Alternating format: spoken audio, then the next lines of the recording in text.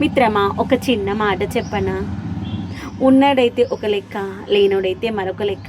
ఇవన్నీ పుట్టించింది ఎవరో కాదు, మనుషులే. ఉన్నోడు పోయినా లేనోడు పోయినా మట్టిలో కలుపుకునేటువంటి స్వభావం, ఆ యొక్క భూమిలో కలుపుకునేటువంటి స్వభావం ఆ యొక్క మట్టికి ఉంది. ధనవంతున్నైనా పేదవాన్నైనా తీసుకోవాల్సింది ఆ భూమాతే కదా. కట్టెల్లో కాల్చిన మనం మట్టిలో పాతి పెట్టినా కానీ ఆ యొక్క భూమాతే మనల్ని ఎలాంటి తారతమ్యాలు లేకుండా తనలో కలిపేసుకుంటుంది.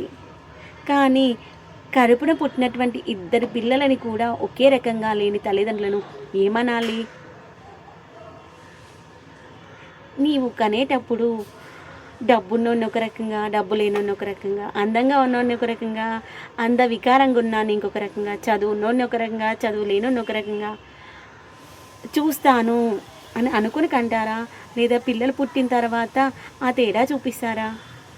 కొంతమందిని చూస్తే అలా అనిపిస్తుంది.